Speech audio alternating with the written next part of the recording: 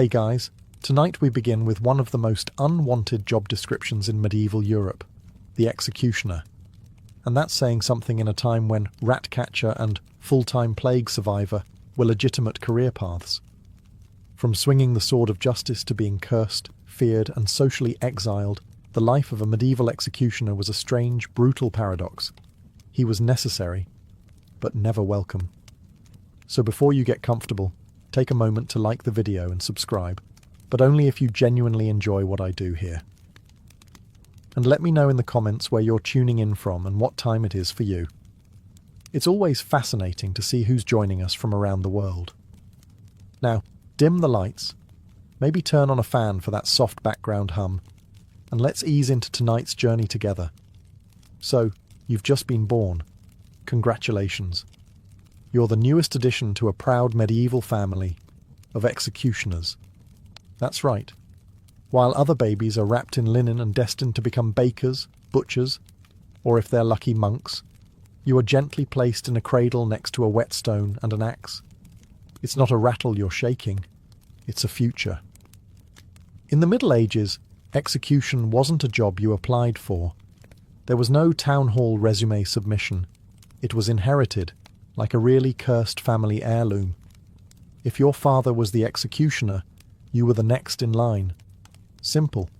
No room for career changes, no hopes of becoming a travelling bard or a slightly sad shoemaker. Your path was laid out, and it ended at the chopping block. From the moment you're old enough to walk, you're already getting side-eyed by villagers. Other kids run from you at the well. Adults lower their voices when you walk by, as if your tiny toddler hands are already soaked in symbolic blood. Spoiler, they are. Symbolically, of course, for now. You grow up in a house where the family dinner table conversations are less, "How was your day?" and more, "How many strikes should it take to get it clean?"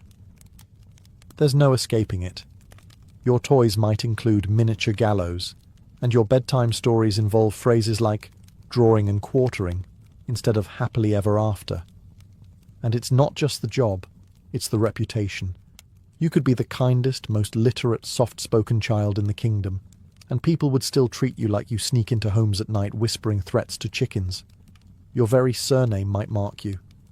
In some towns, entire family lines of executioners were labelled, tracked, and sometimes forbidden from entering churches, bakeries, or public baths. Hygiene and salvation? Not for you. But hey, there are perks. You'll probably never get bullied too hard. No one wants to mess with the executioner's kid. The fear is real. You might not be liked, but you will be respected, in the same way people respect thunder or very sharp knives. So welcome to life. You didn't ask for this, but it's yours now, forever. So, you've just been born. Hooray, a bouncing baby bundle of joy, swaddled in wool, baptized in holy water, and immediately cursed with generational trauma. You're the newest member of a family of executioners, medieval society's most necessary yet least invited profession.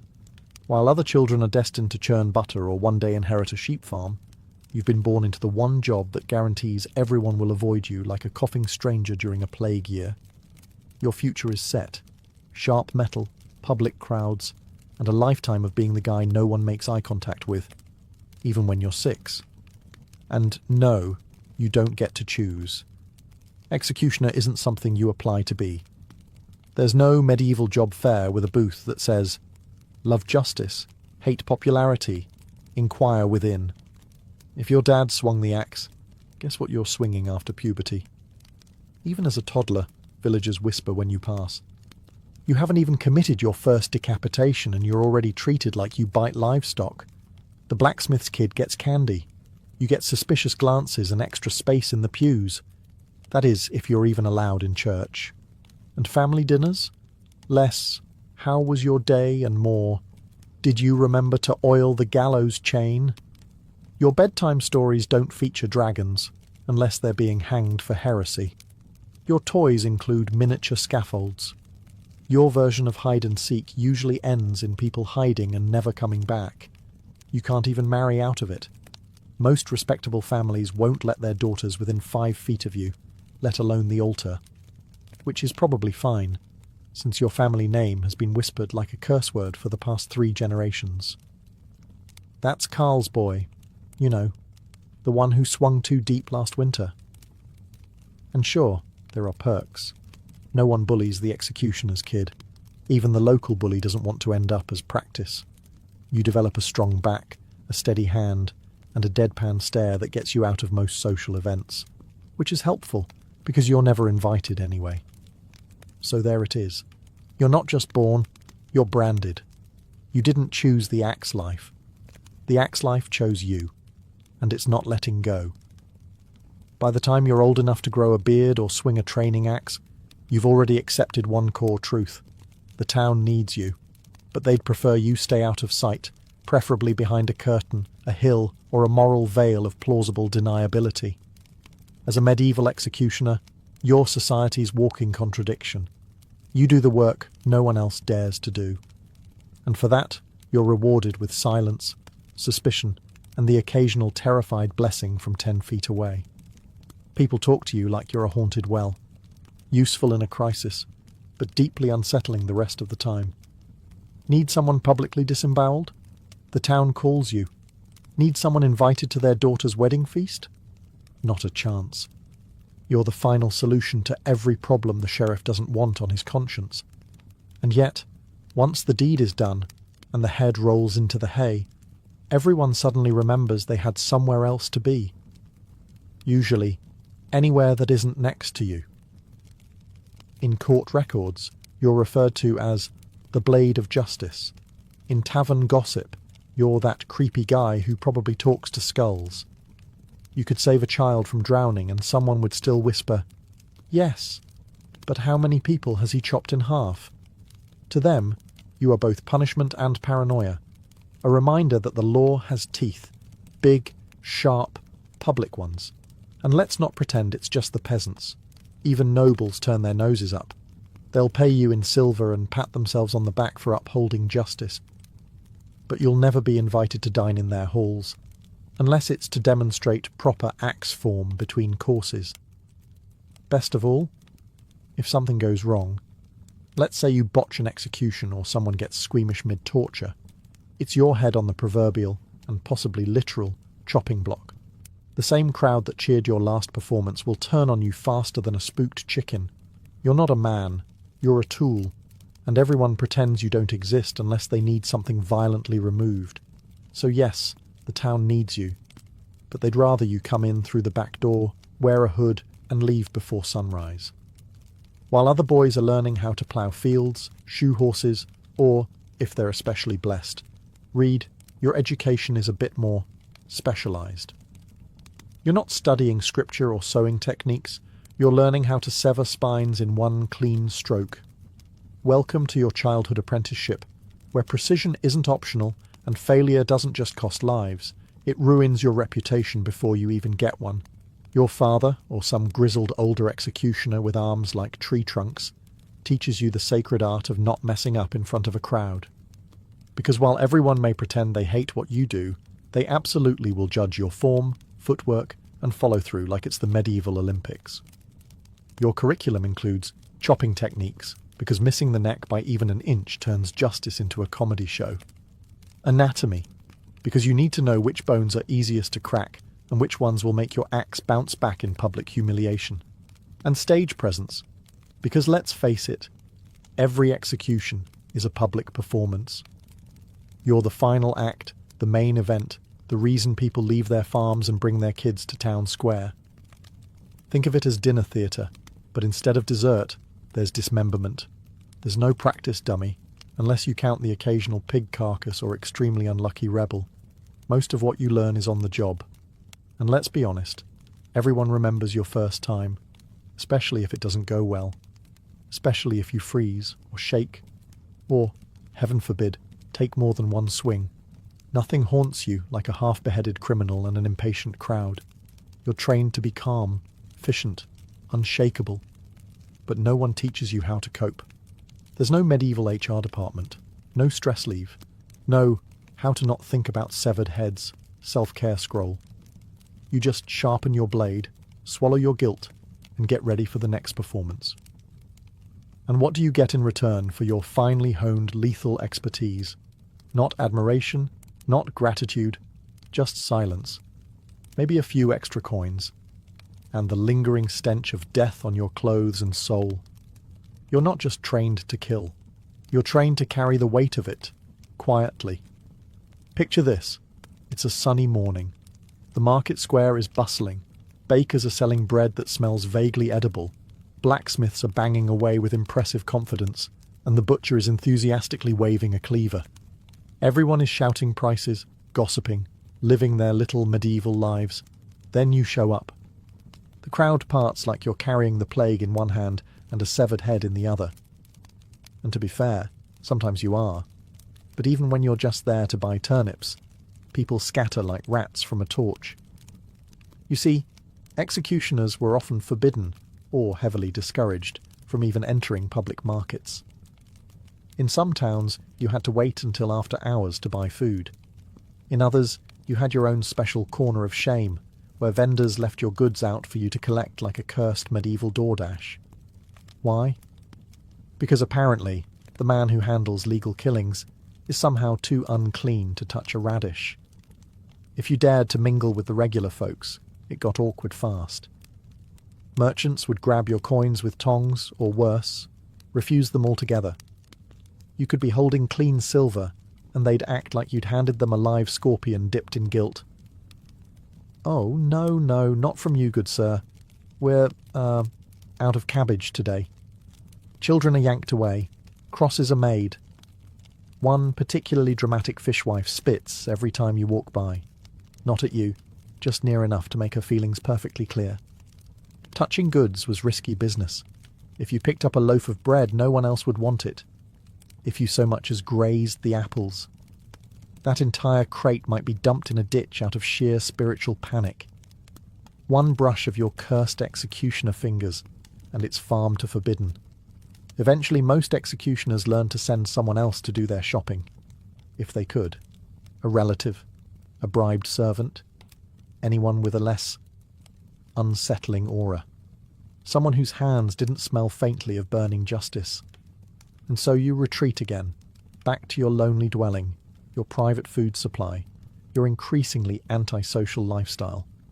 Because even when you're off the clock, the town still remembers who you are, and they'd really prefer it if you didn't touch the cheese. Congratulations, you've got your own place. Unfortunately, it's not in town. Not even close. Your new address is beyond the northern gate, past the gallows, next to the wild boars. As a medieval executioner, you don't just get the cold shoulder, you get full-on banishment by zoning law. You're not allowed to live inside the city walls with the normal people. Instead, your residence is somewhere between a hermit's hut and a haunted outpost. You're less village member and more unpleasant forest NPC. There's a reason for this, of course. A combination of superstition, religion, and good old-fashioned hypocrisy. The same folks who hire you to swing an axe at 10 a.m. don't want to risk your allegedly cursed energy wafting through the neighbourhood by 6 p.m. Your house is usually located near the execution grounds, because that's convenient. Convenient for who exactly remains unclear. Not for you, certainly. You live in the shadow of your work, literally. Gallows creaking in the wind. Crows eyeing you like you're next. Sometimes corpses still hang in view of your breakfast table. Bon appetit. The place itself? It's yours, technically. A gift from the city, which is medieval for we dumped some lumber in a field and said good luck. Drafty, damp, and wonderfully secluded, your home might be the only one in Christendom with a doormat that says, "Abandon hope, ye who enter here." Not for visitors, but for your own self-esteem. No neighbours, no casual strolls, no visiting merchants or passing monks. Just you, your tools, and the occasional raccoon with no sense of personal space. You might hear the church bells in the distance, but you won't hear the laughter of the marketplace. You're close enough to serve the town, but far enough to never belong to it. And when storms roll in, who rushes to check on you? No one. The town forgets you exist, until the next criminal needs a very final solution. So there you live, outside the walls, a man apart. visible only when your presence is required. Like thunder, ominous, functional, and best appreciated from a distance. So, you're an executioner. You live outside the walls, your handshake is treated like biohazard, and your grocery runs require diplomatic finesse. But surely, you can find comfort in family, right? Right? Well, here's the thing. Medieval executioners did have families. They just had a hard time starting them. See, once your occupation is known, your dating prospects plummet faster than a heretic through a trapdoor. No one wants to marry the guy whose job description includes the phrase, "clean up arterial spray." Respectable families lock their doors when you walk by. Fathers hold their daughters closer. Even the town drunk, who once proposed to a goat, looks at you and says, "Bit much, don't you think?" So your dating pool ends up being shallow. Very shallow. Often, the only people willing to marry executioners are other outcasts, gravediggers, knackers, lepers, or, if you're lucky, widows whose standards have taken serious structural damage. Romantic candlelit dinners? Try conversations whispered in alleys so no one sees her talking to you. And if you do manage to marry and have children, they inherit your profession like a curse sewn into their skin. Sons are trained from youth to swing steel with surgical precision, and daughters? Well, they carry the name, which is usually enough to be socially exiled by age 6. It's not so much a family as it is a legally necessary support staff. Your family can't attend festivals, can't walk through town together, can't pretend to be normal for even a single Sunday. If they do go to church, they sit in the back, or they don't go at all, because even salvation has bouncers. And over time, that isolation takes a toll. You love your children, sure, but you also pass them a future that smells like blood and loneliness. The family tree doesn't grow, it repeats. Same job, same shame. Same invisible wall between you and the rest of humanity. There are no proud portraits, no family crests, just a long line of people who wore hoods not to hide their faces, but because the world never wanted to see them in the first place. So, you've executed your duties, literally, all week. You've lopped off heads, disemboweled a heretic or two, and maybe even cleaned your blade with holy water out of sheer anxiety. Surely it's time to confess your sins, right? Light a candle. Say a prayer. Start fresh. Well, not quite. In the eyes of the medieval church, you're somewhere between necessary evil and walking contradiction. Yes, you enforce divine justice. Yes, you serve the state and uphold law and order. But also, and this is important, you kill people for a living, which, inconveniently, is a sin. And so, despite doing God's dirty work, you are not exactly welcome in his house. Many executioners were outright denied confession. Some priests wouldn't listen. Others insisted you undergo ritual cleansing before stepping inside the church. Which is tricky, because no amount of soap washes away a reputation. And don't even think about receiving Holy Communion. That was reserved for clean souls. Yours is more of a permanent stain. It's a cruel irony. You kill with state approval, yet spiritually, you're treated like a man who strangles kittens for fun. Even lepers, who at least had a medical excuse, were often treated with more compassion. Weddings? Not in the church. Christenings? Maybe, if the priest is having a generous day and half the town isn't glaring at him. Funerals? Don't count on it. Some executioners weren't even buried in consecrated ground.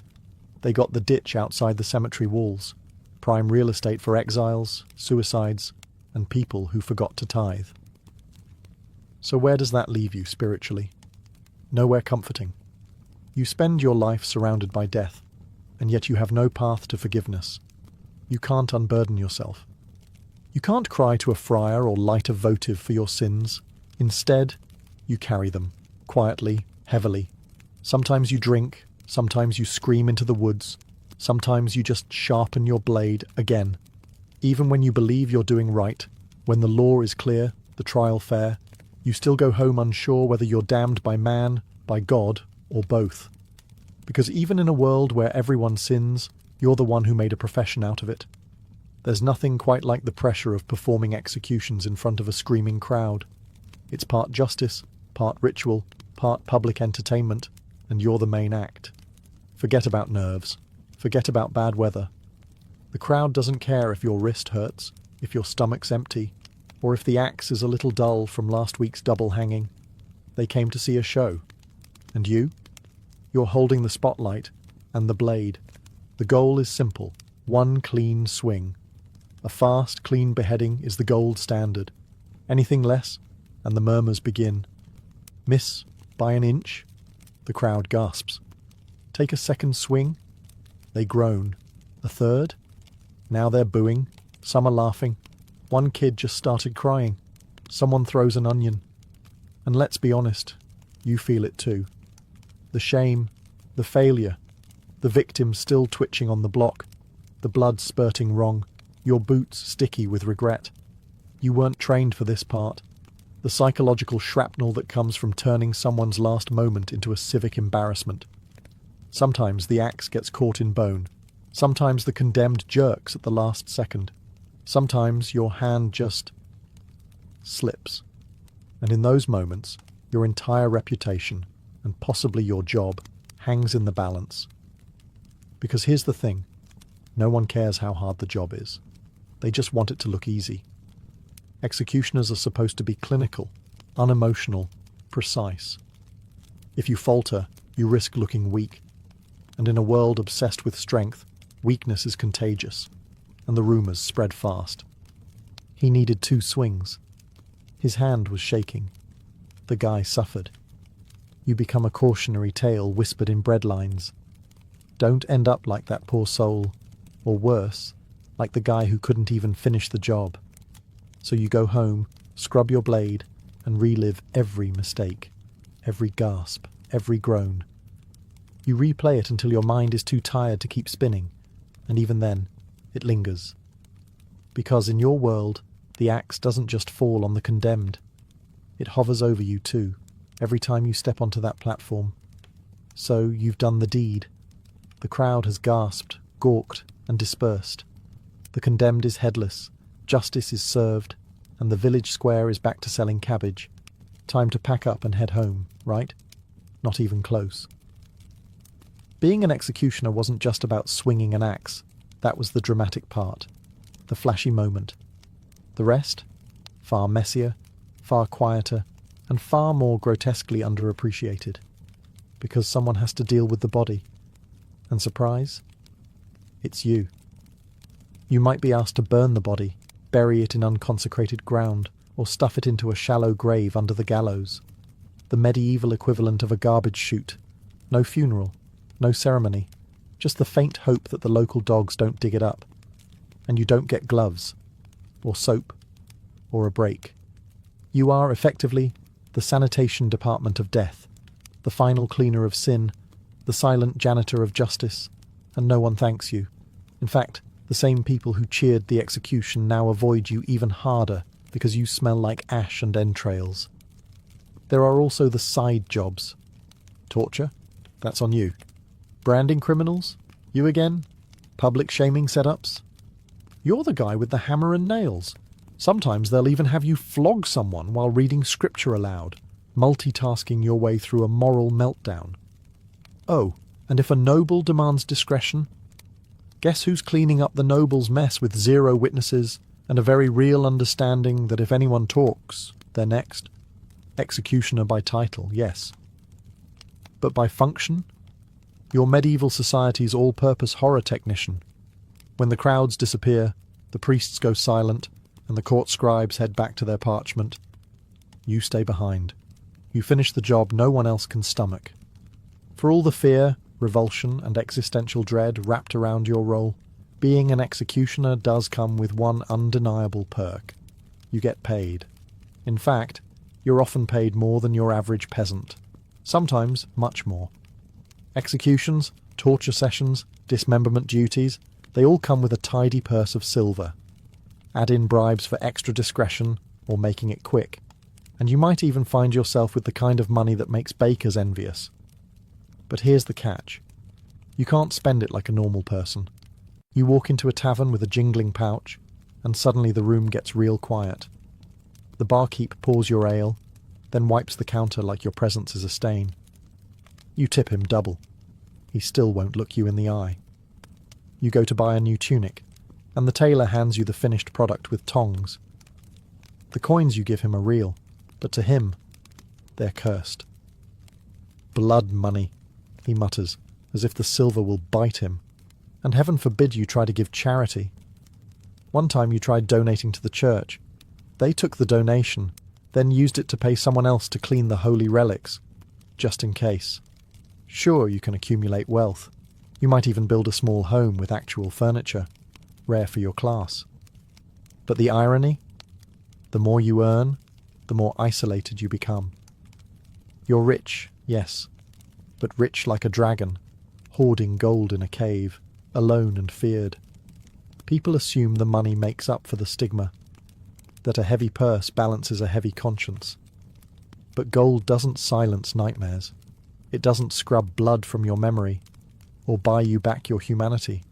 It just sits there, cold, shiny, useless for the things that matter. You don't buy peace with money in the Middle Ages. You buy silence. You buy space. You buy the right to drink alone at a corner table without being told to leave. And deep down, you know the truth. Every coin you carry was bought with someone else's last breath.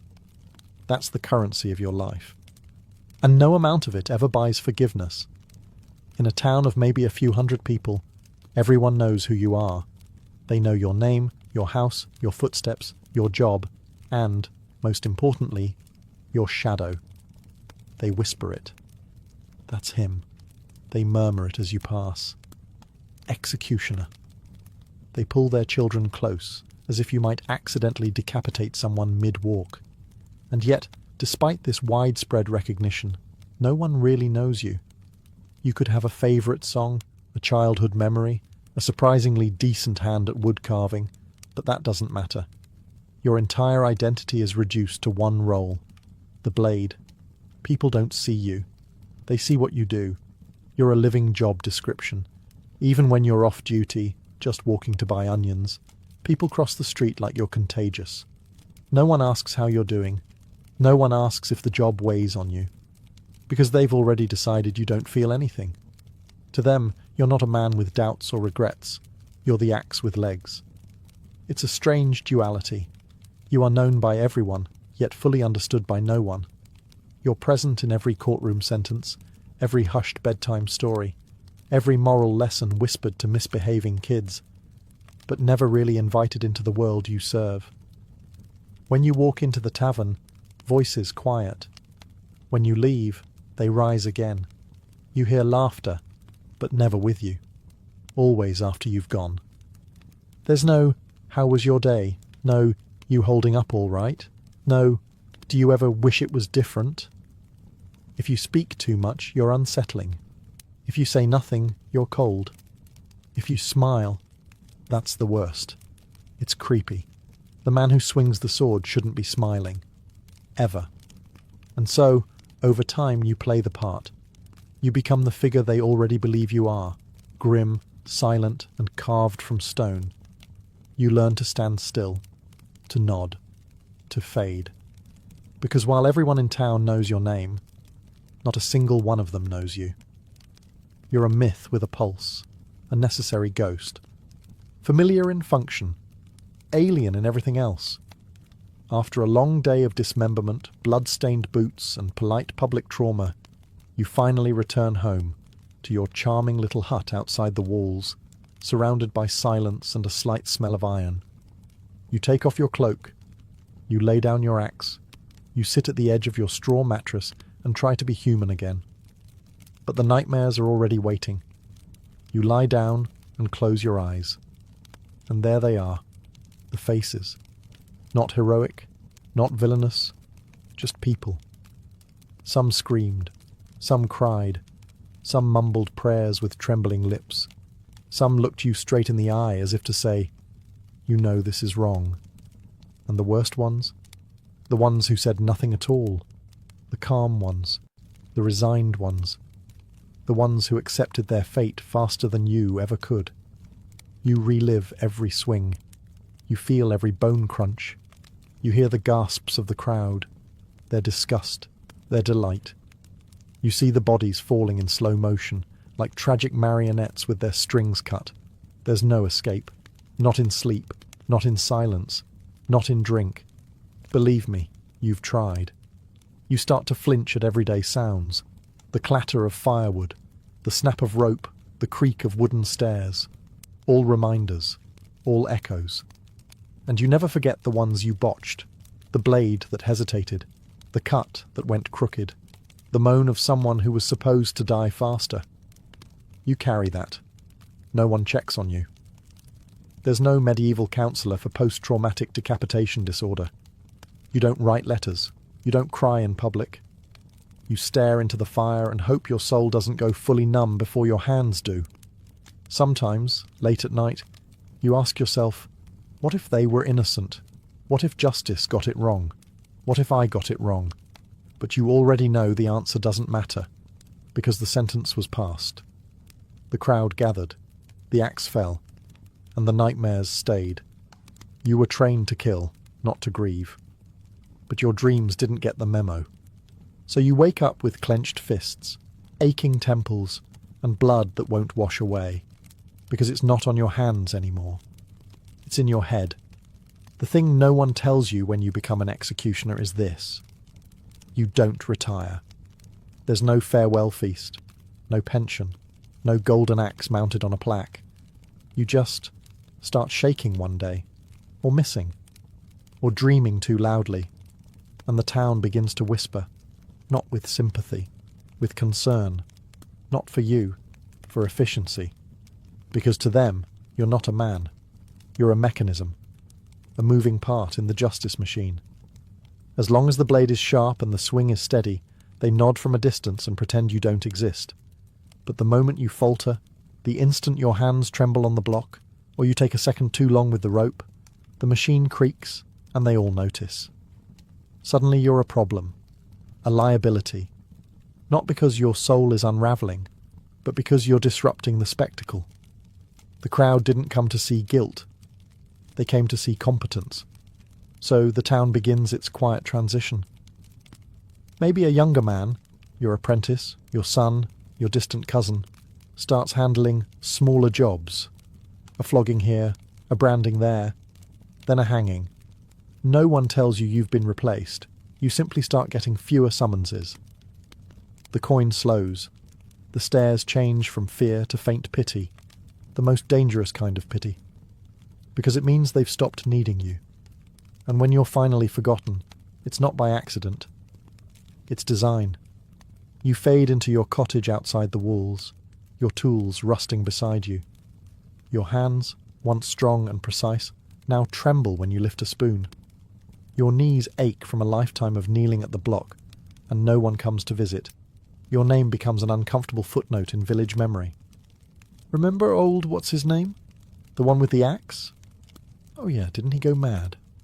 And when you finally die, probably alone, the church still isn't sure whether to bury you inside the gate or just leave you under a tree somewhere. Because in the end, you were never part of the town. You were a service. And services, when worn out, are quietly discarded. At first the job made sense. The condemned were thieves, murderers, heretics. You were the arm of the law, the edge of justice. You didn't question. You executed, efficiently, publicly, without hesitation. But as the years dragged on, and the block grew slick with repetition, something began to itch beneath the surface of your certainty. It starts small. A man sentenced for stealing a loaf of bread. He had 5 children. No defence, just hunger. Then a woman, accused of witchcraft because she muttered prayers in the wrong language. You saw the fear in her eyes, the absolute confusion as the noose slipped over her neck. And then the nobles, the ones who ordered deaths not because of guilt, but because of politics, land, jealousy, or the need to make someone disappear. You start to realize you're not just burying criminals, you're burying secrets. The executioner's block becomes a filter, one that sifts out the inconvenient, the poor, the powerless. And you're the final stamp, the one who makes it irreversible. You want to believe in law, in structure, in right and wrong. But the voices that once declared guilt so confidently now ring hollow. You've heard the crowd cheer as a man screamed. You've seen magistrates exchange glances like merchants haggling over a soul. And you were always told, it is not your place to judge, you only carry out the sentence. But what happens when the sentence is wrong? There's no room to ask, no confessional booth, no forum. You sit alone at night, sharpening your blade, wondering how many lives were ended because someone needed a message sent. And you can't say anything, not just because it's dangerous, but because who would listen? You're the executioner. No one believes the man who wears the hood. You don't get opinions, you get orders. So you bury justice, one stroke at a time. Not because you want to, but because you have to. Because in this world, truth is a luxury, and you're just the broom that sweeps it under the scaffold. And the worst part? You're starting to think you were never justice's sword, just its grave digger. You spent your life in service, not to glory, not to gold, not even to justice, just to duty, the grim, blood-soaked kind no one talks about at feasts. And when your end finally comes, it isn't dramatic, no poetic final words, no family gathered at your bedside, just a cough that doesn't go away, a slow fade in a straw-stuffed bed that still smells faintly of iron and damp rope. One final breath, and that's it. No bells toll, no priest rushes to your side, no one weeps. Your body is found by a local boy, or maybe not found at all until the smell becomes a problem. The town clerk marks your passing in one sentence, scribbled on the back of a tax ledger. Executioner, deceased, replacement pending. There's no funeral procession, no carved headstone, maybe a wooden marker if someone remembers, but it won't last the winter. You're not buried in the churchyard, of course. You're laid in the earth outside the gates, the same gates you were never allowed to pass through in life. Executioners, after all, were unclean, tainted, useful, disposable. You were the one who buried hundreds, and yet no one truly buries you. The town moves on quickly. There's always another blade, another son, another poor soul who inherits the job like a curse wrapped in tradition. In the years to come, people might speak of you in fragments. The one who beheaded that baron, remember? The one who drank alone and never looked anyone in the eye. Or worse, what was his name again? Your legacy isn't stories or children or peace. It's silence. It's absence. It's the space you filled that no one wants to talk about. And maybe that's fitting. You spent your life ensuring the guilty were forgotten. You just didn't realize you'd be forgotten with them. So, in the end, your death mirrors your life. Necessary, but never mourned. Because in medieval society, you were never meant to be remembered. You were meant to be endured. And now, you're finally not. It all started with water running through a ditch. On January 24th, 1848, a man named James W. Marshall, working on the American River near Coloma, California, looked down and saw something strange glinting in the sun. At first he didn't believe it. It was just a tiny yellow flake. Could have been fool's gold. But no. It passed the scratch test. It was real. Gold. Actual gold. He ran to tell his boss, John Sutter, who was less than thrilled. Sutter wasn't thinking about riches. He was thinking about land. He was building an agricultural empire, and he knew what a gold discovery meant. Chaos. Stampedes of strangers, squatter claims, and the end of his carefully laid dreams. So the two men tried to keep it quiet. Spoiler. They failed miserably. Within weeks, the rumours spread like wildfire, literally faster than the mail system. Locals were showing up with pans and pickaxes. People abandoned jobs mid-shift. Sailors jumped ship in San Francisco and vanished into the hills. Newspapers didn't even bother fact-checking. Gold found in California was printed like gospel. And then all hell broke loose. That summer, President Polk confirmed the discovery in a speech to Congress. That was it. The genie was out of the bottle.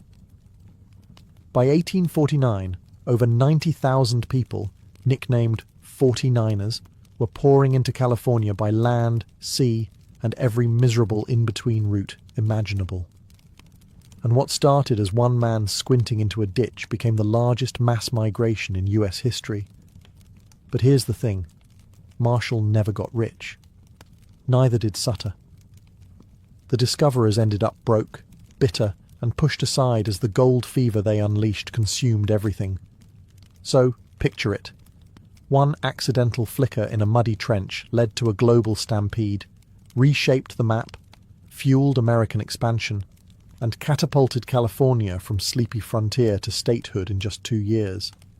And the irony? The men who found the gold? They barely got a nugget. Now that we've set the stage, let's dive deeper. Into the madness, the migration, and the myths that turned California into the land of golden dreams and broken promises.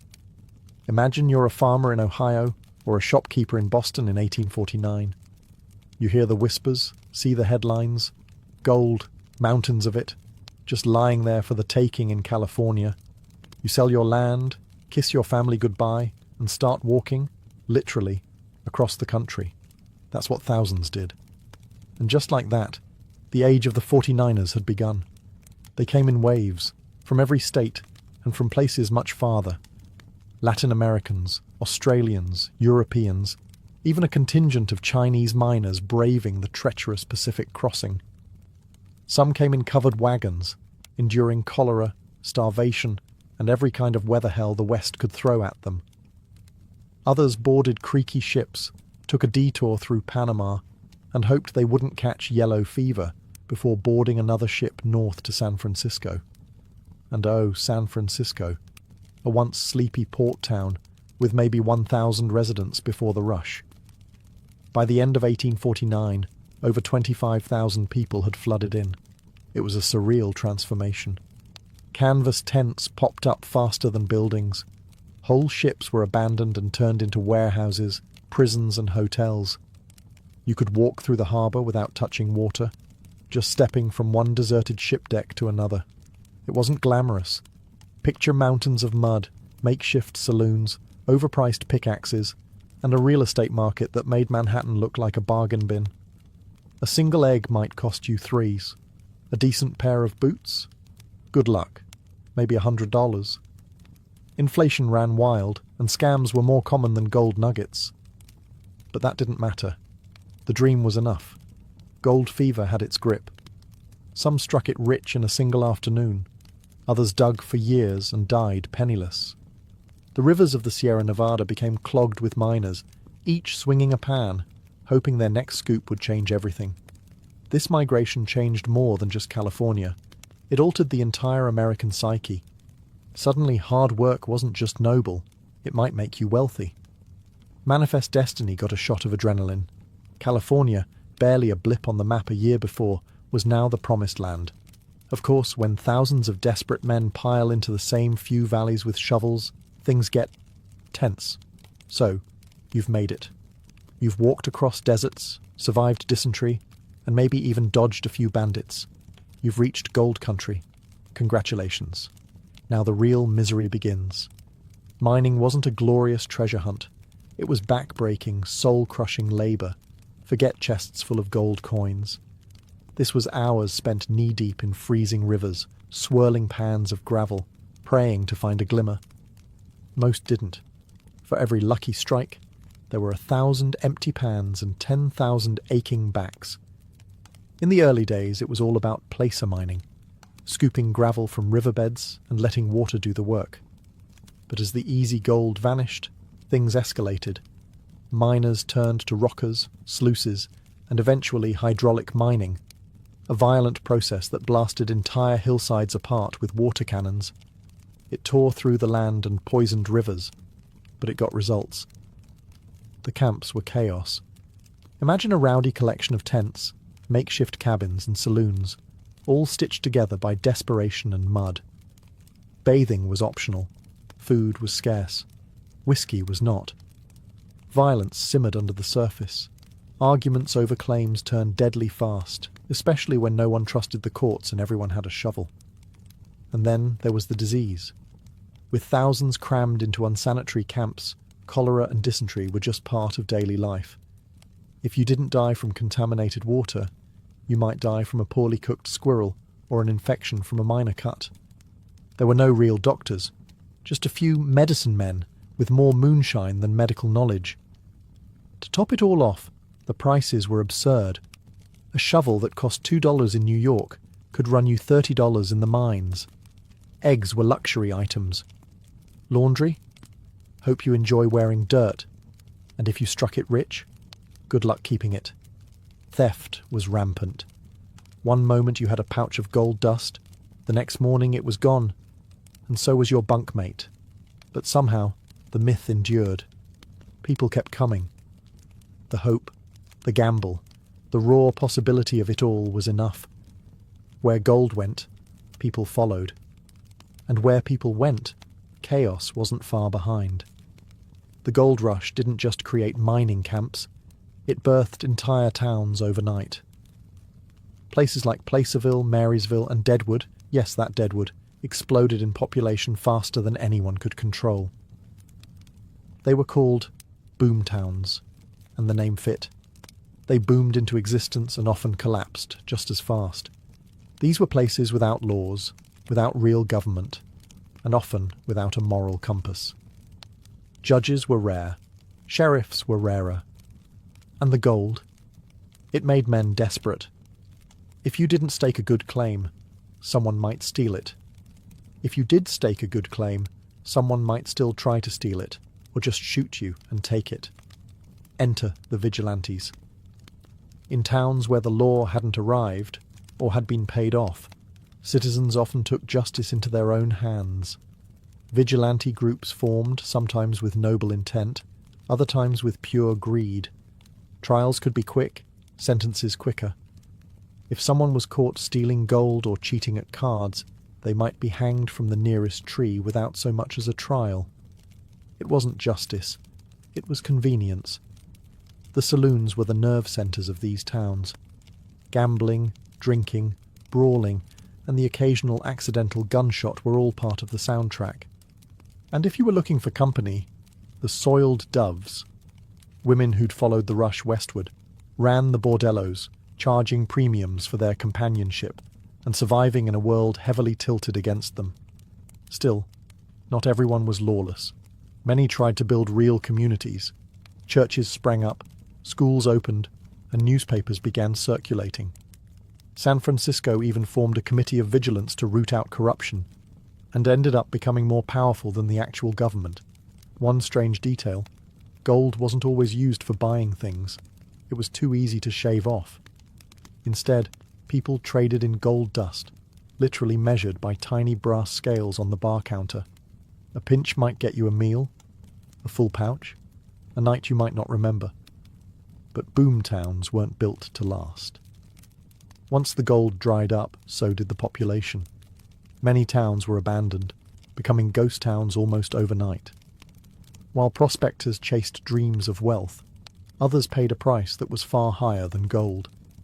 The California gold rush wasn't just a story of fortune, it was also one of displacement, violence, and racial injustice. And the first to suffer were the Native American tribes. California's indigenous peoples had lived in the region for thousands of years, but once the rush began, they were driven from their lands with brutal speed.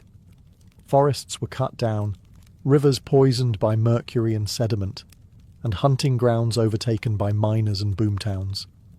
Some tribes were forced into servitude under the guise of apprenticeships. Others were outright massacred. State-sanctioned militia campaigns were even funded to remove native populations. It was nothing short of a disaster. In just 2 decades, California's native population plummeted by nearly 90%. And then came the waves of immigrants, especially the Chinese. By the early 1850s, tens of thousands of Chinese laborers had arrived in California. Most intended to work, earn money, and send it home to their families. But what they got instead was suspicion, racism, and harsh taxes. In 1850, California passed a foreign miners' tax, targeting the Chinese specifically. They were banned from owning land, from testifying against white men in court, and from mining without paying extortion-level fees. Yet despite these barriers, many Chinese miners endured. They formed tight-knit communities, reworked abandoned claims, and even built the backbone of future infrastructure, laying tracks for the Transcontinental Railroad just a few years later. Mexican and Latin American miners were also pushed out, often violently. Despite having legitimate claims and gold mining experience, they were hounded out of towns, labelled greasers, and stripped of their rights. And African Americans? Both free and enslaved individuals came west seeking opportunity. Some did find it, establishing businesses, farms, and even newspapers. But the racial lines were always shifting, and the promise of freedom came with no guarantees. Slavery wasn't legal in California, but loopholes were exploited by Southern slaveholders who brought enslaved people with them under other names. The gold rush transformed America, but it also revealed its deepest contradictions. It was a land of opportunity, yes, but only for some. Gold didn't just glitter, it greased the gears of a transforming nation. The California gold rush injected a seismic jolt into the US economy. By 1852, gold exports from California totaled over $80 million. That's billions in today's dollars. That kind of influx doesn't just fill pockets. It fills banks, backs currencies, and fuels industries. Suddenly, California wasn't a sleepy western frontier. It was the epicenter of national attention, wealth, and ambition. But there was one big problem. California wasn't a state. It wasn't even organized territory in the traditional sense. It had been acquired in 1848 after the Mexican-American War, but governance was a mess. The sudden flood of settlers made it clear something had to be done, and fast. So in 1850, just 2 years after the first gold nugget was found, California became the 31st state. That's warp speed for US expansion, and unlike many other Western territories, it bypassed the awkward adolescent years as a territory. Straight to statehood, no waiting in line. But there was a catch.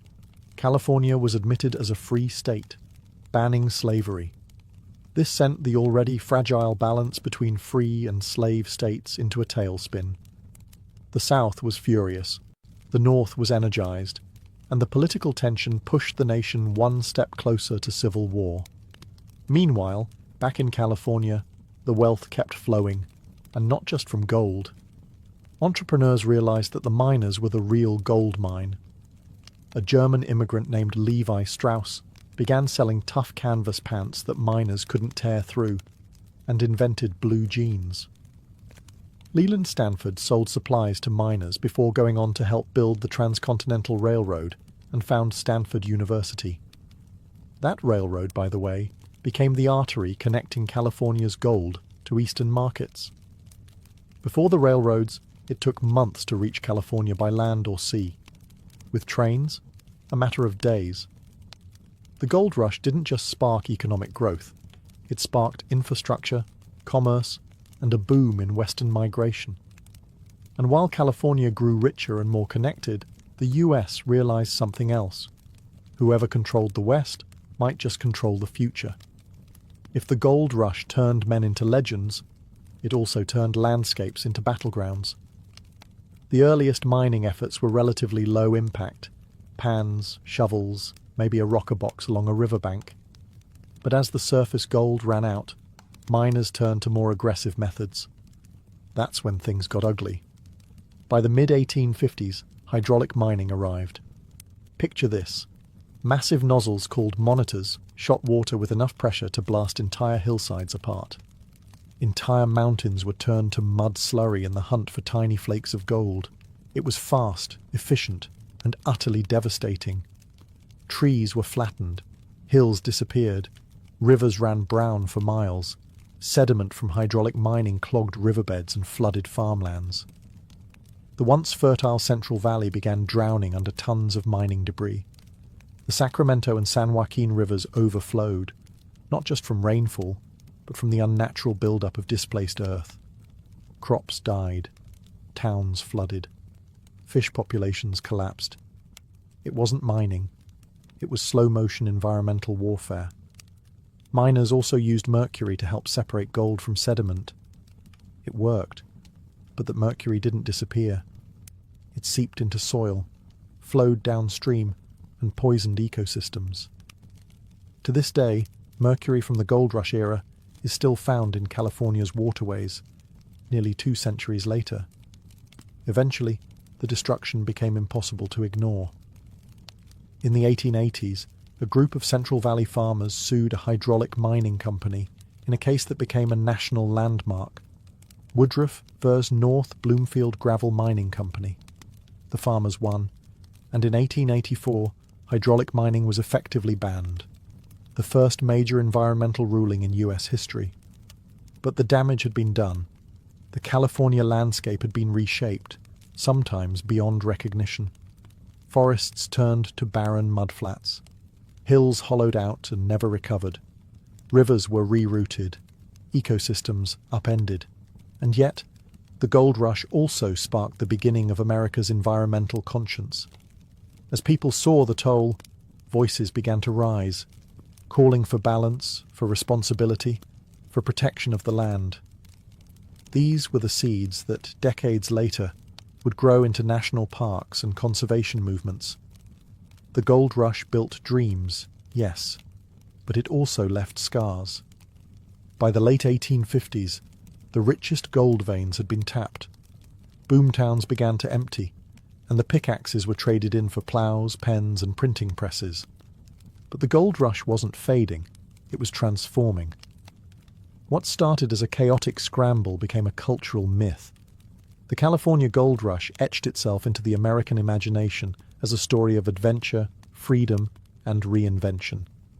Newspapers spun tales of lucky strikes and overnight millionaires, while dime novels turned grubby prospectors into rugged heroes of the West.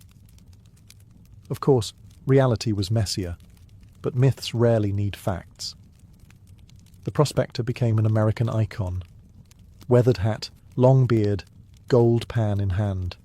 Never mind that most real miners were broke, or buried in shallow graves. The image stuck. California became synonymous with opportunity. The American dream suddenly had a location. Even phrases we still use today were born in this gold-soaked era. Striking it rich, panning for gold, and yes, even the mother lode.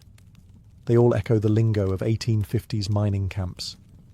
And let's not forget the iconic Levi's jeans, born from the rugged needs of miners and eventually adopted by the world. Cities like San Francisco leaned into the legend. What had once been a lawless port now rebranded itself as a gateway to success. Tourism pamphlets spoke of gold country, and old mining towns began staging festivals, reenactments, and parades, celebrating a time that had nearly broken them. The gold rush also deeply influenced American cinema. Westerns romanticized the lone miner with a heart of gold, fending off claim jumpers and wooing saloon girls. It wasn't accurate, but it sold tickets and helped cement the frontier myth in popular culture. But beneath the glamorized legends lay harder truths of environmental damage, racial exclusion, and lives lost in pursuit of fleeting glitter. Still, the dream endured. And perhaps that was the point. Because the gold rush wasn't just about wealth, it was about hope. The belief that if you were brave or lucky or stubborn enough, you could change your life with a shovel and some grit. The California gold rush officially ended in 1855, but its impact never really stopped. California, once a remote Mexican frontier, had become a powerhouse. Within just a few years, it had gained statehood, reshaped America's economy, and attracted people from every continent. But more than that, it had become a symbol of reinvention, of ambition, of what might still be buried just beneath the surface. The population surge didn't just bring gold hunters. It brought builders, teachers, merchants, and dreamers. Former miners started farms, businesses, newspapers. The infrastructure built for gold was repurposed for growth. Roads turned into trade routes, camps into cities, and shacks into homes. San Francisco went from a mud-soaked outpost to a thriving metropolis practically overnight. And the gold rush didn't just leave physical scars, it left an emotional blueprint. That same gamble-it-all attitude would later fuel the rise of Hollywood, Silicon Valley, and the counterculture movements. Whether it was celluloid, silicon, or psychedelics, the idea was the same. Come west, try something wild, and maybe, just maybe, you'll strike gold. Even the tech boom of the late 20th and early 21st centuries echoes the spirit of '49. Young entrepreneurs, fueled by belief and caffeine, rushing into California with nothing but a laptop and a dream. It's not so different from those dusty miners with pickaxes and high hopes. But the gold rush also reminds us of what ambition can cost. Native communities decimated, ecosystems disrupted, inequality baked into the economy from the very start. For every lucky strike, there were hundreds left behind, forgotten in the footnotes. Today, remnants of that era still dot the landscape: ghost towns, rusted mining equipment, and winding trails through the Sierra Nevada. Museums preserve the artifacts, schools teach the legends, and tourism boards sell the fantasy. But the deeper legacy lies in the psyche. The gold rush gave America a permanent sense of urgency. The idea that something bigger, better, richer is always out there. All you have to do is chase it. So when you hear the phrase, California Dream, remember, it started with a shimmer in the dirt, and 1,000 men willing to risk everything for a shot at something more. Long before anyone carved laws into stone or inked treaties onto papyrus, trade was already shaping the ancient world. It began not with maps or merchants, but with footsteps, worn tracks across hills and valleys, trodden by prehistoric peoples in search of what they lacked. Long before the Silk Road, the Amber Road, or the Spice Route, there were trails of salt, stone, and survival. Imagine a time before writing, before cities, when humans lived in scattered tribal groups, bartering goods out of necessity. One village had flint, another had shells, a third had access to salt, a precious preservative in a world without refrigeration. Somehow, those items moved, traded hand to hand, tribe to tribe, across vast and difficult terrain. And the evidence is clear. Obsidian from Anatolia shows up in Neolithic dig sites hundreds of miles away. Baltic amber turns up in graves as far south as Mycenaean Greece. Someone, long before borders and bureaucracy, was moving these goods. These first trade routes were not carved or engineered. They were organic, dictated by nature. Rivers became highways. Mountain passes became corridors. Forest trails became lifelines. And with each passing generation, these paths grew more defined. Hunters became traders, and traders became messengers, carrying not only goods, but also gossip, stories, and even early religious ideas. Trade wasn't just about objects. It was about knowledge. It was how farming techniques, metallurgical skills, and even early artistic styles spread between cultures.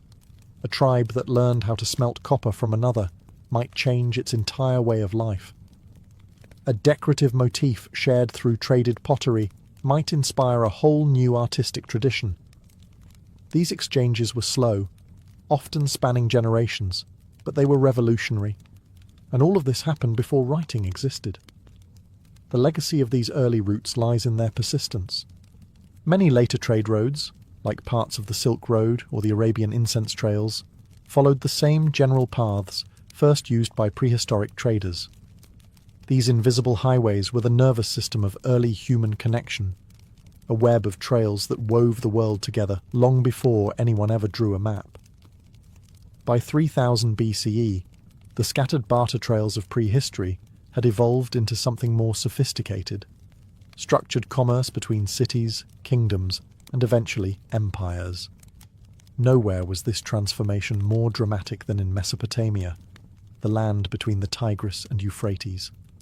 Often called the cradle of civilization, it was also the cradle of ancient commerce. The Sumerians, and later the Akkadians and Babylonians, weren't just farmers and builders. They were traders, and they knew the value of keeping records. Around this time, they developed cuneiform, one of the earliest known writing systems. At first it was used to track goods: how much grain was traded, how many goats exchanged, what quantity of beer was delivered to the temple storehouse. In other words, writing was born out of the need to manage trade. These Mesopotamian cities didn't have everything they needed, so trade became essential. They imported timber from the Levant, copper from Oman, tin from Iran, and precious stones like lapis lazuli from what is now Afghanistan. In return, they exported textiles, grain, oil, and intricately crafted goods. The merchants who facilitated this trade weren't adventurers. They were professionals, often backed by temples or royal houses, with contracts, ledgers, and risk-sharing agreements. Mesopotamia's trade routes extended overland and along waterways. The Euphrates and Tigris served as the main arteries, with barges ferrying goods between cities like Uruk, and Babylon. Overland, caravans of donkeys carried goods north to Anatolia, or east toward Elam. Trade wasn't just economic, it was political. Alliances were forged through exchange.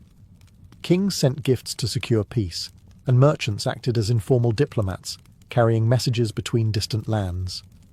The concept of a merchant class began to emerge. These weren't nobles, priests, or warriors. They were specialists in negotiation, risk, and logistics. And they wielded real influence. In time, their presence became essential to the stability of these early urban economies. Mesopotamia showed that trade could bind cities together, create wealth, and drive innovation. It transformed exchange from necessity to system, from handshakes to contracts. While Mesopotamian merchants ruled the rivers and overland routes of the Near East, another civilization rose to dominate the seas, the Phoenicians. By 1200 BCE, these master sailors from the Levantine coast, modern-day Lebanon and parts of Syria and Israel, had transformed the Mediterranean into one of history's most active maritime trade networks. The Phoenicians didn't build empires through conquest. They built them through commerce. Their city-states, notably Tyre, Sidon and Byblos, were small but fiercely independent, and they shared a common gift: the sea. With narrow strips of land and limited agriculture, these cities turned to the waves for survival. And they did more than survive. They thrived. Phoenician ships were fast, durable, and ahead of their time. They pioneered the use of biremes, ships with 2 rows of oars, making long-distance sea travel more efficient and reliable. These vessels crisscrossed the Mediterranean, trading everything from timber and glass to the famed Tyrian purple dye, extracted from sea snails and worth its weight in gold. But perhaps their most lasting legacy was what they carried along with their cargo: the alphabet. The Phoenician writing system, with its 22 consonantal letters, would go on to inspire Greek, Latin, Arabic and Hebrew scripts, the backbone of modern written communication. They established trading posts from Cyprus to Carthage, from Sicily to southern Spain. Carthage itself, which later became Rome's fiercest rival, started as a humble Phoenician outpost. These coastal colonies created a commercial network that rivaled any terrestrial empire. And Phoenician trade wasn't just about moving goods, it was about cultural diffusion. Through their interactions, they spread technologies, religious practices, and art styles across 3 continents. Egyptian scarabs ended up in Iberian graves. Babylonian cylinder seals were found in Greek islands. A web of connection grew, tied not by blood or blade, but by trade. Yet, for all their influence, the Phoenicians left behind few monumental ruins. Their legacy is quieter, found in shipwrecks, scattered pottery, and the alphabets we still use today. As seafarers like the Phoenicians turned the Mediterranean into a commercial superhighway, another equally vital network was thriving far from the coast, across the vast deserts of North Africa and the Arabian Peninsula. These were the trade routes of camel caravans, ancient highways etched into sand, where survival was earned mile by mile.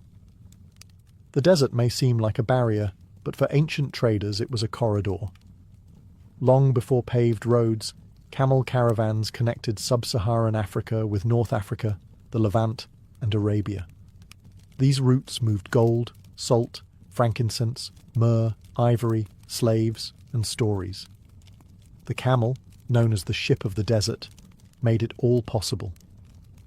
Domesticated around 1000 BCE, the dromedary camel could endure scorching heat, travel days without water, and carry loads of up to 600 pounds. In North Africa, the trans-Saharan trade routes flourished between kingdoms like Ghana, Mali, and later Songhai. These were not barren wastelands.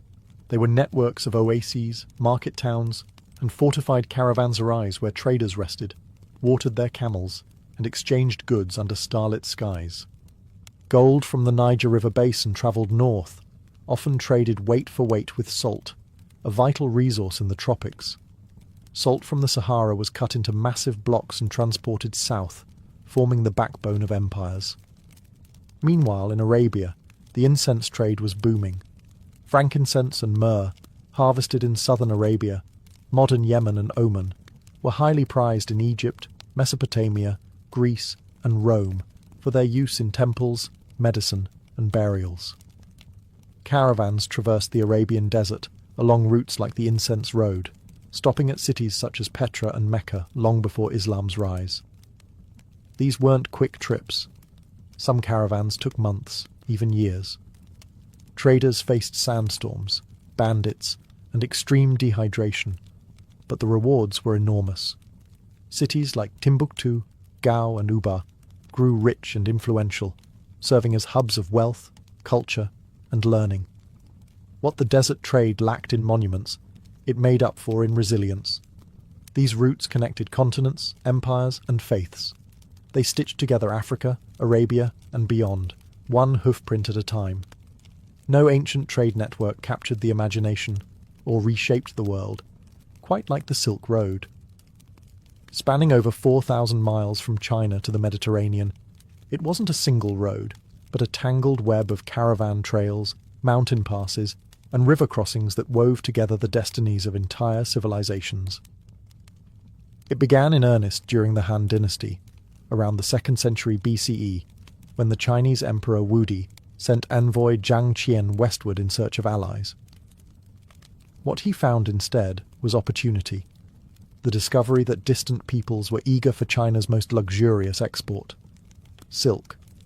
Lightweight, durable, and practically glowing, silk became a sensation across Central Asia, Persia, and eventually Rome, where senators paid fortunes to wear it, and then nervously declared it decadent and dangerous. But silk was just the beginning. East met West in the form of goods, ideas, and even diseases. From China came porcelain, tea, and paper. From India, spices, gemstones, and Buddhism. Persia offered carpets, glassware, and horses. Rome and later Byzantium exported wine, olive oil, and fine metalwork. Every link in the chain brought something new and received something unexpected. The road itself was brutal.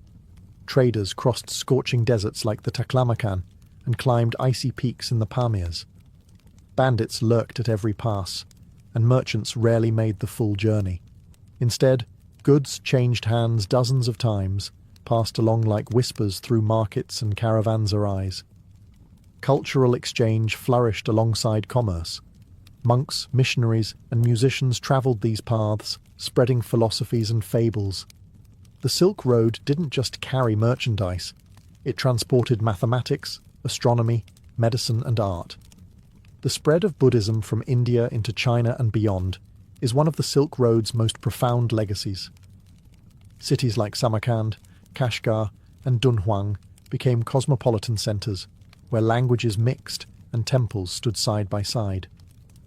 Entire empires rose and fell around, controlling key stretches of the route, from the Parthians to the Sogdians to the Mongols.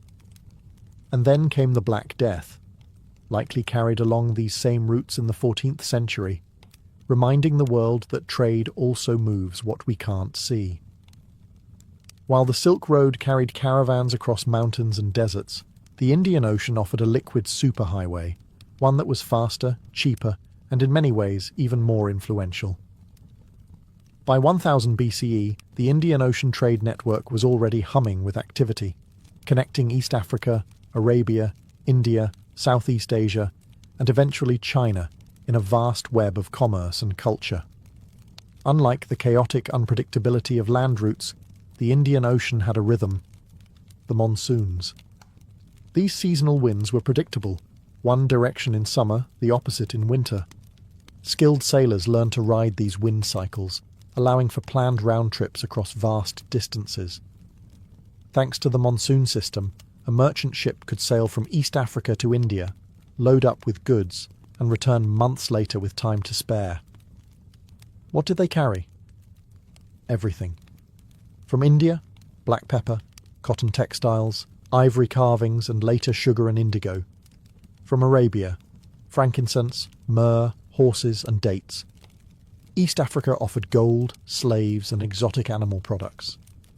Southeast Asia traded in spices, nutmeg, cloves, and cinnamon that were so valuable they could be worth more than gold per ounce. This wasn't just about raw materials, it was about ideas. Islam spread rapidly along these maritime routes, not by conquest, but by commerce. Muslim merchants established communities in Indian ports, on the Swahili coast, and as far east as Indonesia. Local rulers often converted for economic advantage, embedding religion into trade. Ports like Calicut, Zanzibar, and Malacca became multi-ethnic melting pots. You could hear Arabic, Tamil, Swahili, and Chinese spoken in a single market. These weren't backwaters. They were global hubs, centuries before globalization became a buzzword.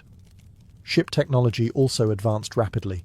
The dhow, with its triangular sail, became the vessel of choice, agile and fast. Chinese junks, massive ships with multiple decks and watertight compartments, later joined the mix, especially under the voyages of Admiral Zheng He in the 15th century. What made the Indian Ocean trade special wasn't just its scale, but its collaboration. Unlike the territorial empires on land, the sea trade relied more on mutual benefit than brute force, at least until later European intervention. As trade routes matured, powerful empires began to realize something crucial. Controlling the road meant controlling the wealth. From the Persian royal road to Rome's stone highways to the mountainous trails of the Inca Empire, these overland routes became tools not just of commerce, but of dominance, diplomacy, and statecraft. Let's start with the Achaemenid Persians. By the 5th century BCE, their royal road stretched over 1,600 miles from Susa to Sardis. It was the logistical backbone of their empire, allowing messengers, soldiers, and merchants to move rapidly across 3 continents. Stations were placed every few miles with fresh horses and guards.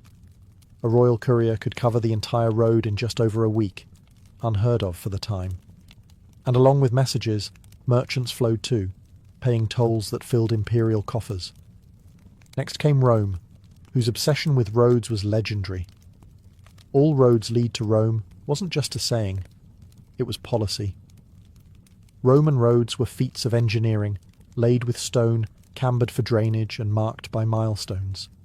The Via Appia, begun in 312 BCE, connected Rome to southern Italy and became the prototype for a network that eventually spanned over 250,000 miles.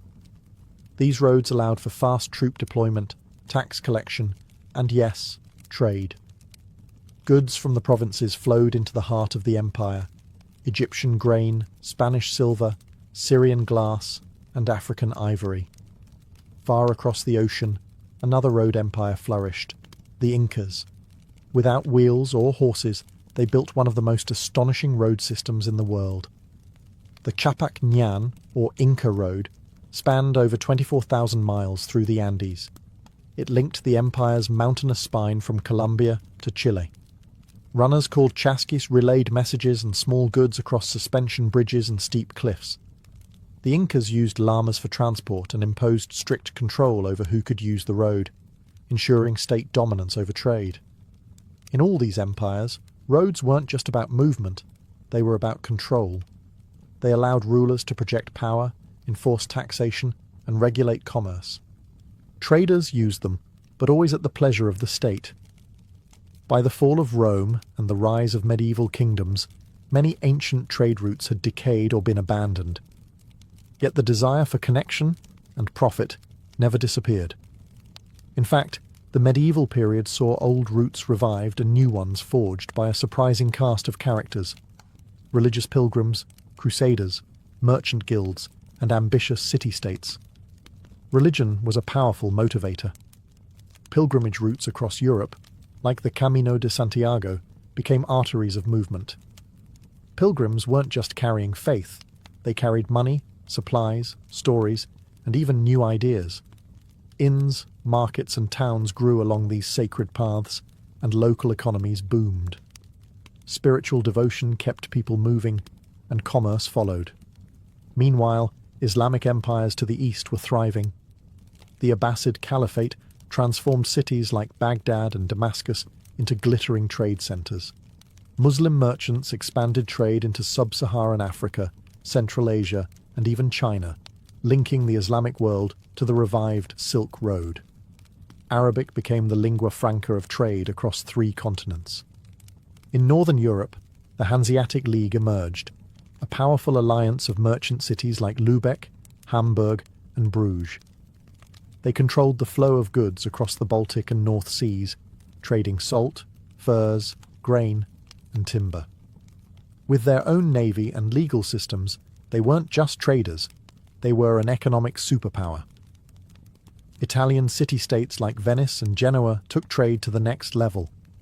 Positioned perfectly between East and West, they became middlemen for luxury goods arriving from Asia via the eastern Mediterranean. Spices, silks, and precious stones flowed through their ports, enriching powerful merchant families like the Medicis. Then came the Crusades. While they failed to reclaim the Holy Land, they succeeded in reopening and expanding east-west connections. European crusaders returned not just with scars, but with silks, spices, and new appetites. The result? A booming demand for Eastern goods, and renewed interest in the overland and maritime trade routes that could deliver them. Guilds emerged to protect local economies and standardize trade. Markets became fairs, fairs became towns, towns became cities. Trade wasn't just reviving, it was institutionalizing.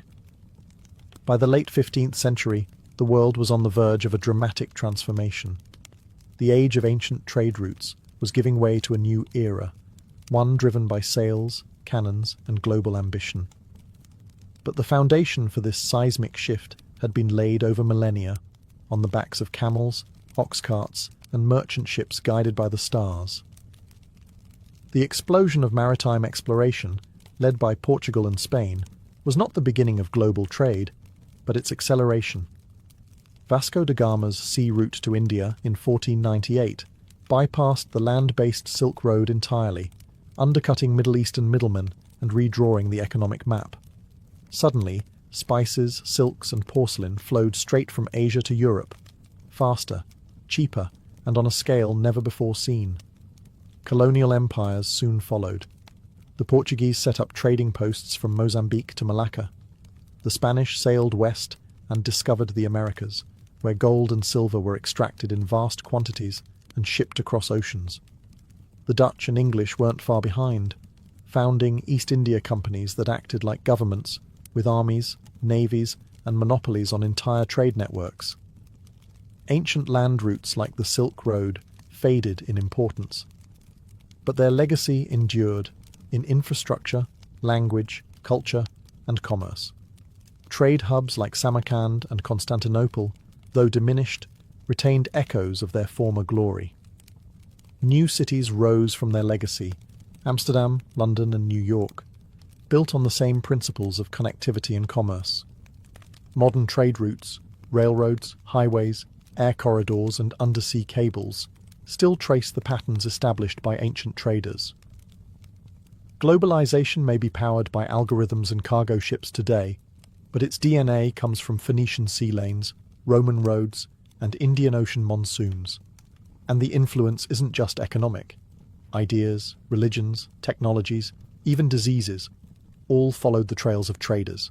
The compass, the printing press, algebra, coffee, Buddhism, none of these spread without commerce. Trade didn't just move goods, it moved history. So next time you see a container ship glide across the ocean or a freight train rattle past, remember, it's not just steel and cargo.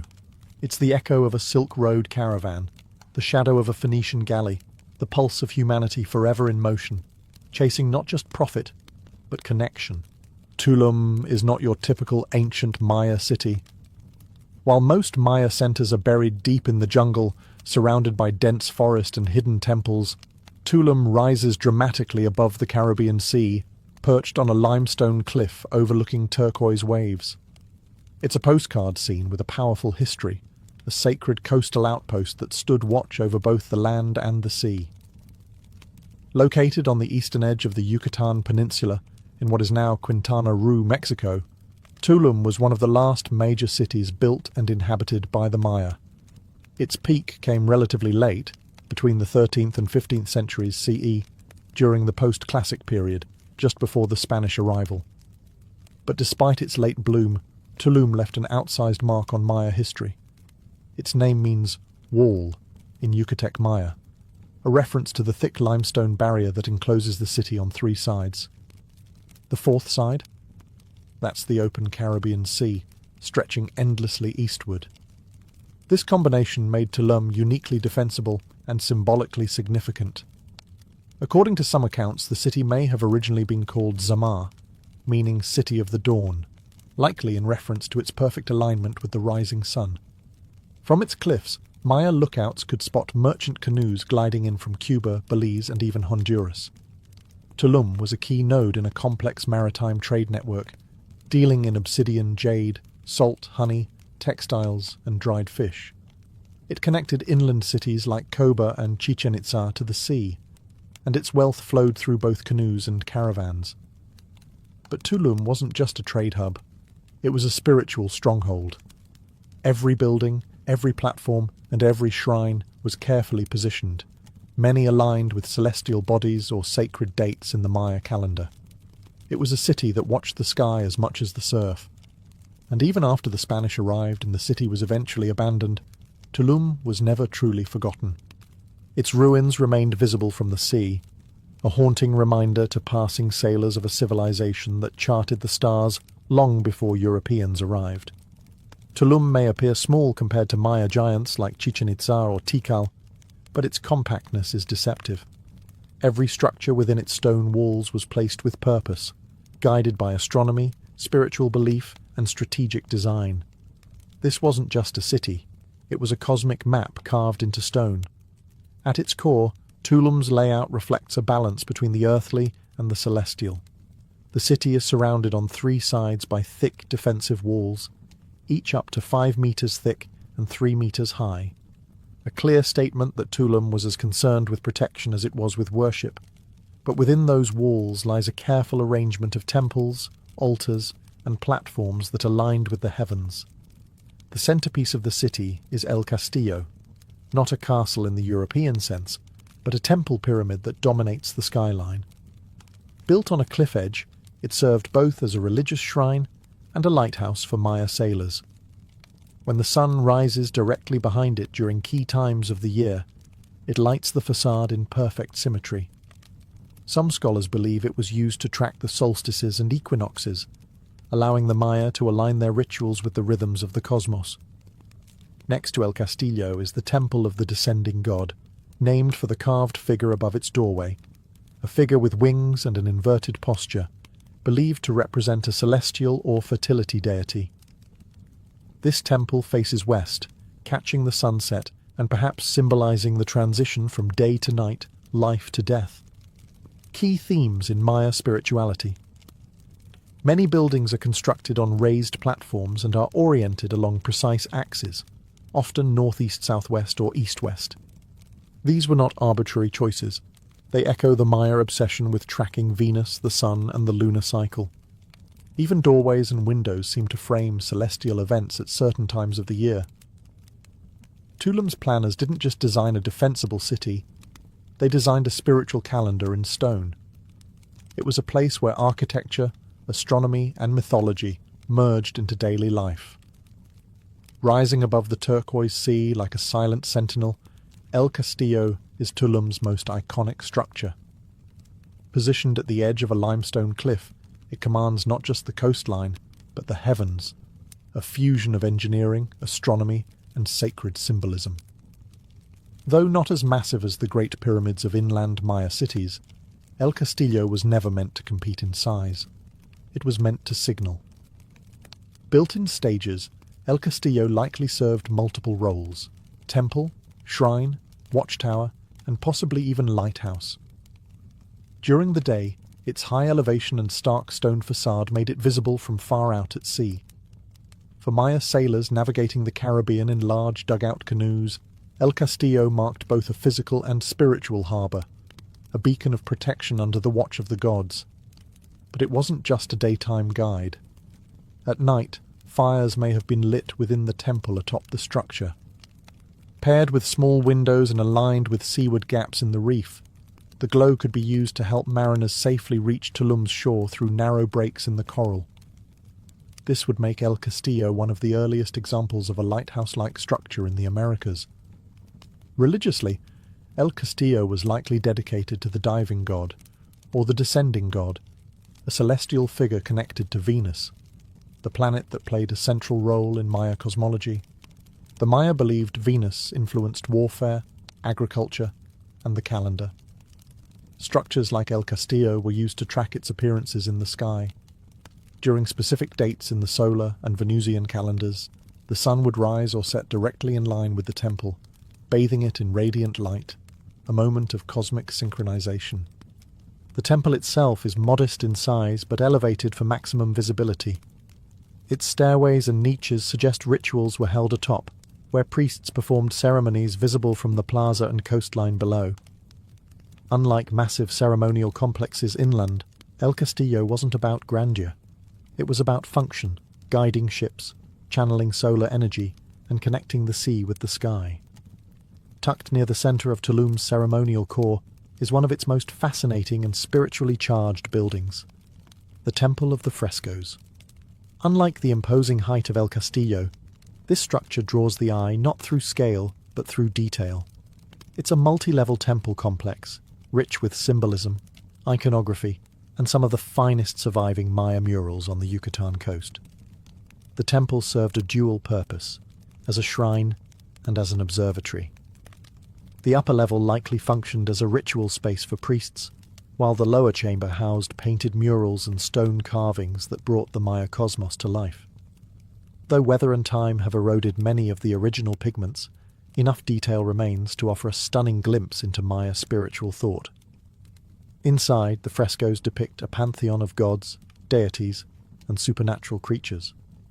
Most prominent among them is the descending god, often shown upside down, a rare and intriguing figure in Maya art.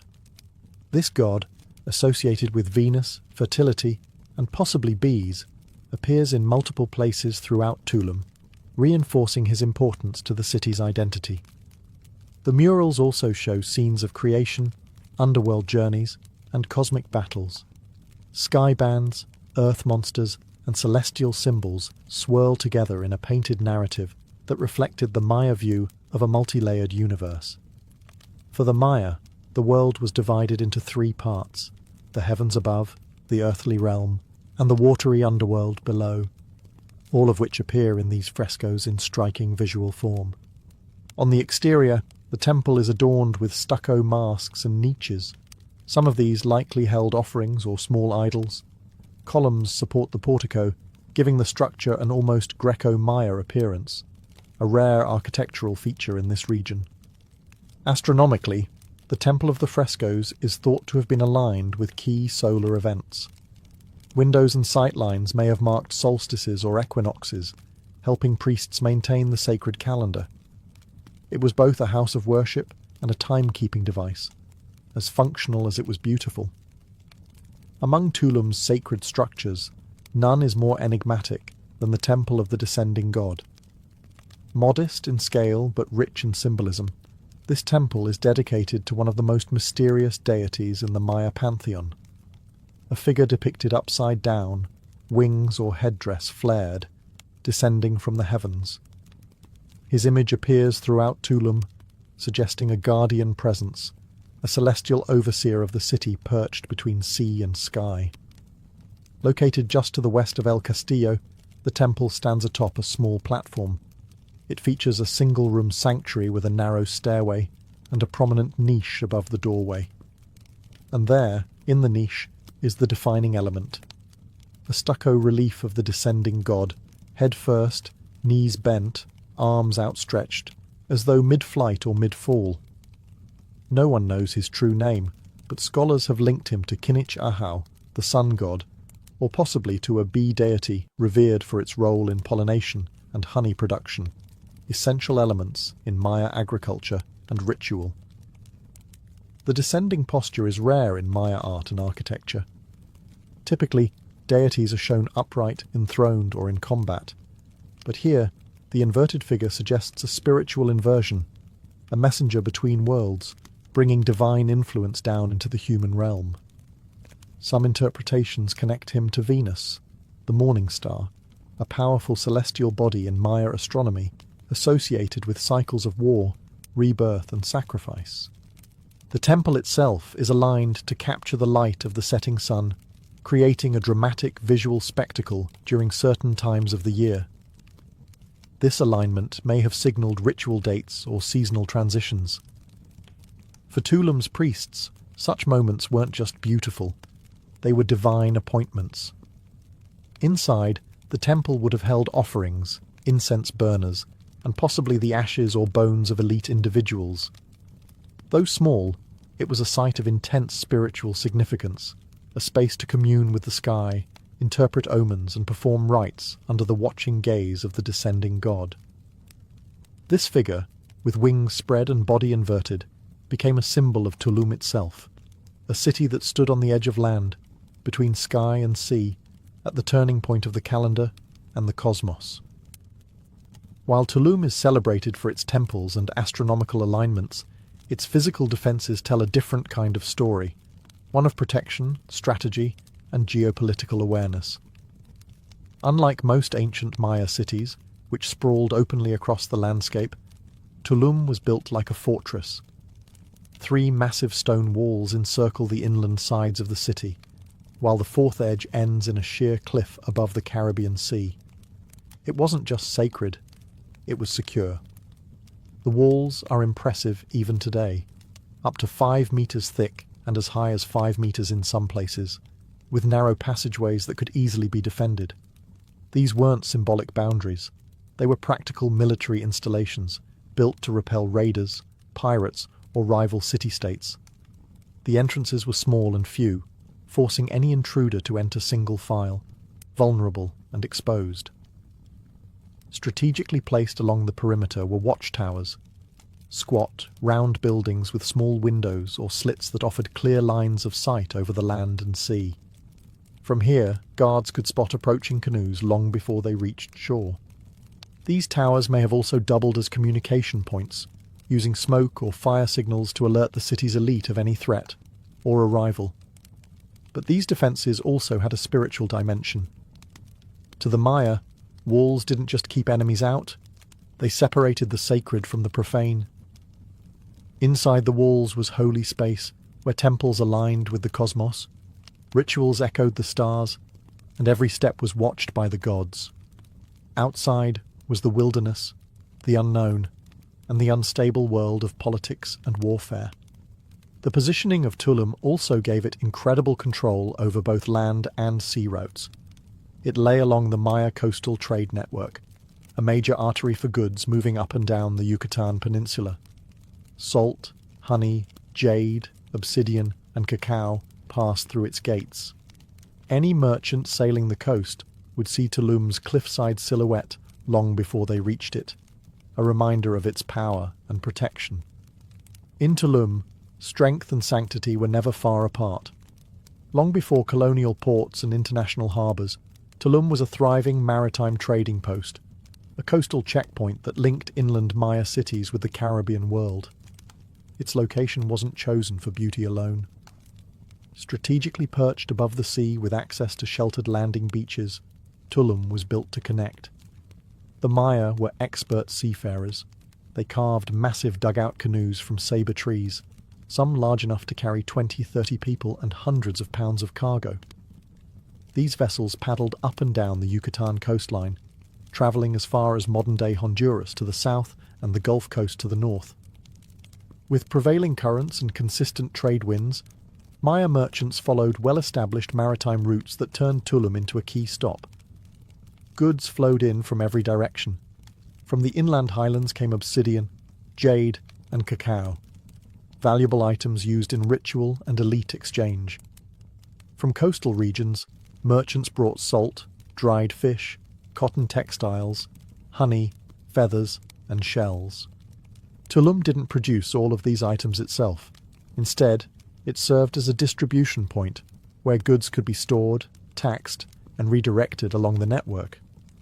What made Tulum unique was its combination of sea access and defensive structure. Unlike open coastal towns, Tulum had walls. This meant not just protection from raiders, but also control over who came in and out. Goods were monitored, elites collected tribute, and priests likely blessed the transactions, reinforcing the idea that trade and ritual were closely intertwined in Maya society. Foreign merchants may have passed through as well. Some ceramic styles and imported objects suggest contact with other Mesoamerican peoples, including those from central Mexico and the Gulf Coast. Tulum was not isolated. It was plugged into a regional system that pulsed with economic, cultural, and spiritual energy. Canoes likely pulled into small landing beaches just below the cliffs, where goods were offloaded and carried up into the city. From there, they could be exchanged, stored, or carried inland by human porters to major cities like Koba. Tulum was a crossroads, not just of geography, but of identity. For centuries, Tulum thrived as a sacred stronghold and bustling trade port. But like all great cities, its dominance eventually faded. By the time the Spanish arrived in the early 16th century, Tulum was still standing, but already in decline. Its walls remained intact, its temples still visible from the sea, but its golden age was clearly behind it. So what happened? Tulum's decline was likely gradual, not catastrophic. There's no evidence of war or violent destruction, no signs of mass fire or invasion. Instead, it seems the city slowly lost its strategic importance. As trade networks shifted and larger inland centres like Chichen Itza and Mayapan rose and fell, Tulum's influence began to wane. The economic arteries that once flowed through its gates may have rerouted elsewhere. There's also the broader context of Maya civilization. By the late post-classic period, many Maya cities were already experiencing political fragmentation, shifting alliances, and declining populations. Environmental stresses, including droughts and soil exhaustion, likely contributed to the instability across the Yucatan. These factors would have rippled out to Tulum, even if it was more coastal and less dependent on agriculture. Then came the Spanish. In 1518, Spanish explorer Juan de Grijalva sailed past Tulum. His crew noted the city's tall stone buildings and imposing walls. They were struck by its scale and structure. A few years later, during Hernán Cortés' expedition to Honduras, the Spanish again passed by Tulum, remarking on its beauty and the towering temple that stood like a sentinel over the sea. But they did not stop to conquer it. Not right away. By the end of the 16th century, however, Tulum was abandoned. Whether through disease, disruption of trade, or the cultural upheaval brought by colonization and Christianity, its people gradually left. What remained were empty temples, wind-worn walls, and the echo of rituals once performed beneath the stars. Yet Tulum never fully disappeared. Unlike many jungle-wrapped Maya ruins, it stood exposed, visible from the water, a ghost city on the cliff. Sailors passed it for centuries, its silhouette a marker of a world that had slipped into memory. Long after its last incense burned and its final traders departed, Tulum stood silent above the sea, not lost, but waiting. Unlike jungle cities like Palenque or Calakmul, Tulum was never completely buried. Its cliffside perch kept it visible to sailors and locals alike. But it wasn't until the 19th century that it re-entered the world's historical imagination. In 1842, two explorers, John Lloyd Stephens and Frederick Catherwood, arrived in Tulum during their now famous expedition through the Maya world. Stephens, an American diplomat, and Catherwood, a British artist, were among the first Europeans to document the ruins in detail. Catherwood's illustrations of El Castillo and the Temple of the Descending God mesmerized European readers, and Tulum quickly gained fame as one of the most photogenic and accessible Maya sites. Archaeological work increased in the 20th century. The Mexican government began preservation efforts, stabilizing structures and clearing vegetation. Unlike deeper jungle ruins, Tulum was relatively easy to access and soon became a popular destination, not just for historians, but for tourists, photographers, and spiritual seekers. Today, Tulum is one of the most visited archaeological sites in Mexico. Thousands walk through its stone gates each day, past temples that once aligned with the stars and walls that once defended sacred ground. Visitors stand where Maya priests once charted Venus in the sky, and where sailors once saw the city emerge like a vision from the waves. Yet the real magic of Tulum lies in what it continues to reveal. New studies are using LiDAR scanning and satellite mapping to uncover more about the site's original layout and its connections to inland cities like Cobar. Scholars are still debating the true identity of the descending god, the precise function of El Castillo, and the exact reasons for the city's fall. But beyond the questions, Tulum remains a symbol of Maya resilience, architectural genius, and cosmic curiosity. It reminds us that ancient people weren't isolated in the past. They navigated oceans, tracked stars, built observatories, and structured cities around cycles larger than themselves. Tulum isn't just ruins on a cliff. It's a living testament to a civilization that saw the universe as something to align with, not conquer. And that vision still echoes every time the rising sun spills across the stone.